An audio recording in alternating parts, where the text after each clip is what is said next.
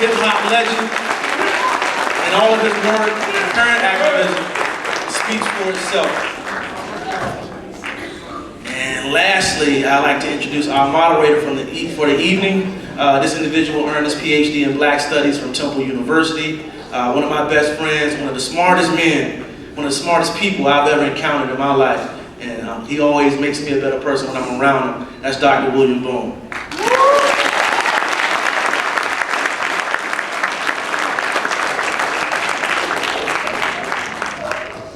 Okay, Dr. Boone is going to moderate the questions, but the first thing we're going to ask our panelists to do is just, educate us how it all started for you individually.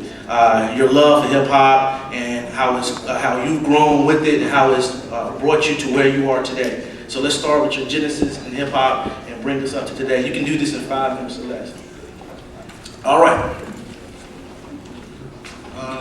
Should I start? Yes. So I grew up on a little island in the middle of the Pacific, in Honolulu, Hawaii, and I think I kind of encountered hip-hop just about like a lot of kids around the world did at that particular time. I just heard this song on the radio, hip-hop, hip-hop. I'm not going to try to run. I got KRS-One on this panel. Embarrassed myself. But Rapper's Delight, back then, every kid wanted to, the teacher.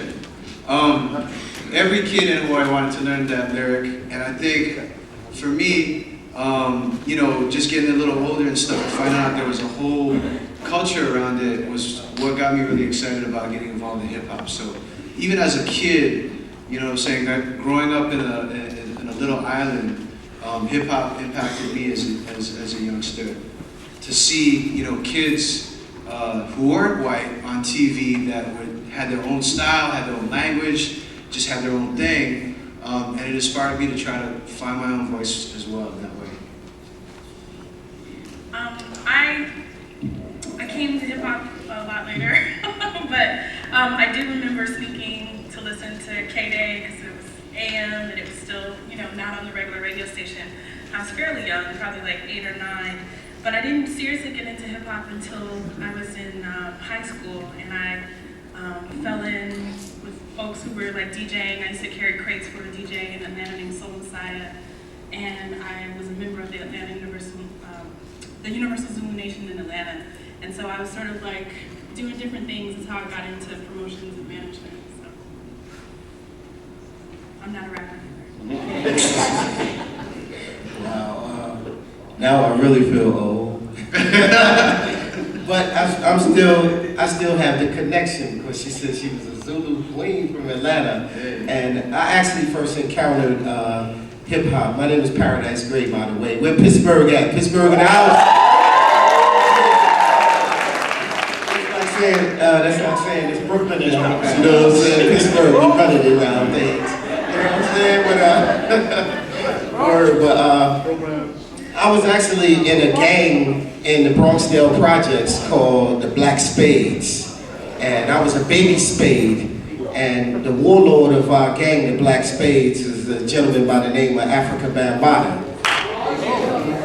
But I didn't experience hip hop from Bam first though. The first time I saw hip hop was in an old laundry room that a DJ that lived on the second floor of my building, he had cleared out all the old washers and dryers, moved them to the side, and set up his turntables in there because his mom was kicking him out because he had the music too loud.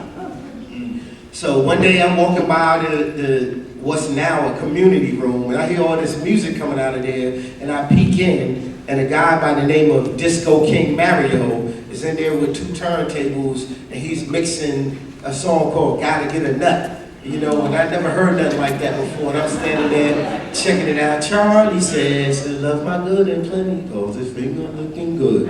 You know what I'm saying? So I was like, wow. So that was the first time I saw a DJ DJing with Disco King Mario in an old laundry room, and I was hooked from that moment on.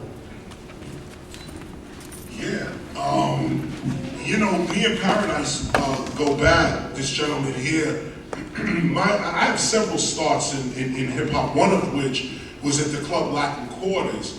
You know, we breeze over this club, Latin Quarters, we just say it and keep it moving. But this was one of the premier places where most of the rappers you hear today, and not like today's rappers, I mean like the guys from the 80s, 86, 87, 88, even the 90s, in that sense, came out of this one place called Latin Quarters. And even if he was in Philadelphia, like say Jazzy Jeff and the Fresh Prince, for instance, they would come from Philadelphia to play at Latin Quarters, or at least just be in the house even to hear the new stuff that was going on. Hip hop has many stars. Not many stars, I'm gonna say many stars. It has several stars. There's Cool DJ Herb in 1973, a place called Cedar Park. 15